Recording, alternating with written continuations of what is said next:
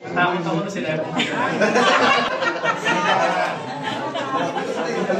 Punta ba si Nay Lolit sa picture?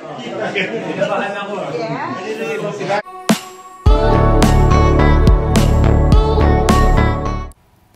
Paolo Contis nakiramay sa kanyang talent manager na si Nanay Lolit Solis.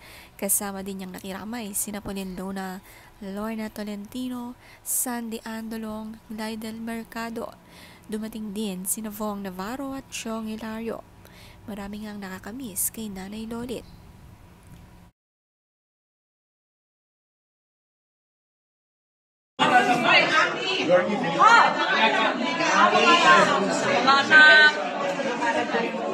Gandahan mo para Sandali, mag-iwag ng speech. Nandito si Sperka. Andiyan na. Sa elevator. Isa nyo, nasa elevator na Sperka.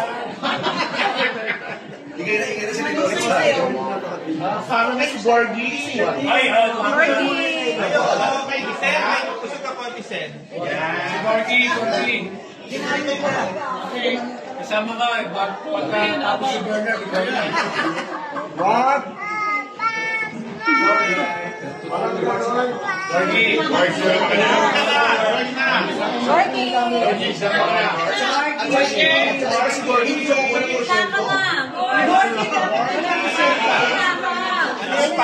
Si Gorgon na pumanit sa walang porsyento. Si Bernard.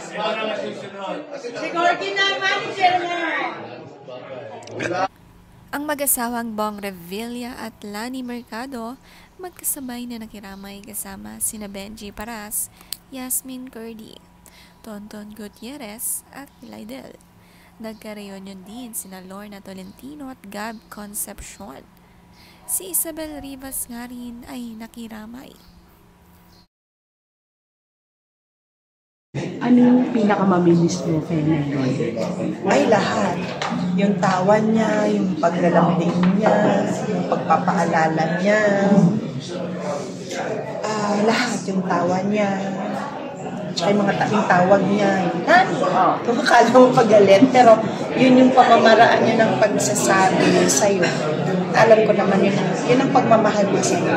Mag-miss ko lahat sa mga. Grabe. Ano message niya para kay nanay niya? Or dun sa mga mga kayakan? Pero miss natin si Maylon. Nawalan tayo ng second mother. Mistakes ko. Alam ko, nandiyan si Nanay Lolit at nagdarasal para sa atin.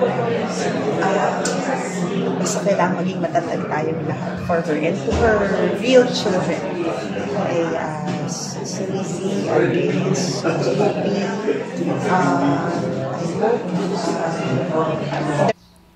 Maraming araw namimiss si Lani kay Nanay Lolit. Siya nga ay hininga ng interview tuwing second mother ng araw niya talaga si Nanay Lolit Solis.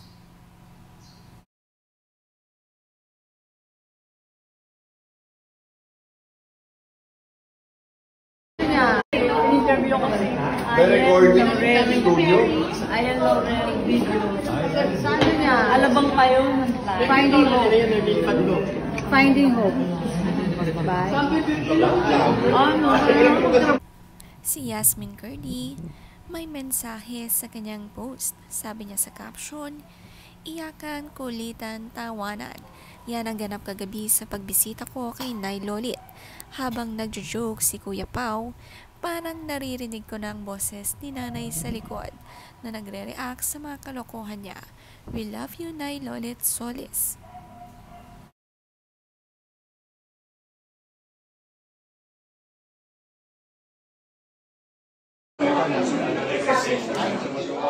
Mabilis ka dyan ano? Ay, sorry.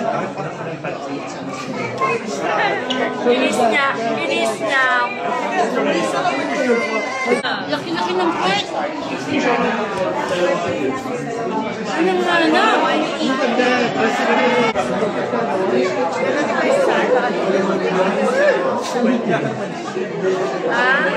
Cheese. Ay, kasi galing kami sa ano. Bible study.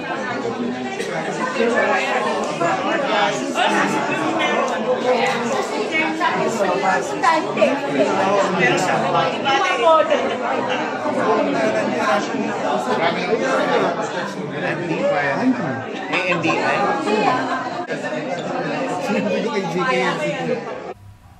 Kasabay nga ni Bong Revilla, sina Gabby Concepcion at talaga namang maraming natuwa sa pagkikitang muli ng Galor, Lorna at Gabby na dating love team.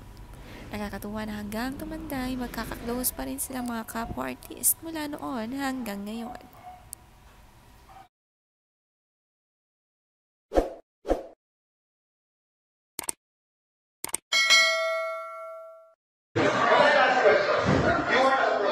Damo ng Panginoon Diyos. At sasabihin at tatanungin ka, Lolita, ano ang pinakamabuting bagay na nagawa ko para sa akin? Anong sasabihin mo sa kanya? Hindi ako nawala ng faith sa kanya. Kaya nga divorce, she believes me. Sabi nga, kaya siguro sa Tama ka sa India ko. sabi. Damo ng Panginoon Diyos. At sasabihin at tatanungin ka, Lolita, ano ang pinakamabuting bagay na nagawa ko para sa akin? Anong sasabihin mo sa kanya? Hindi ako nawala ng faith sa kanya. Kaya nga divorce, she believes me. Sabi nga, kaya siguro na-survive ko na.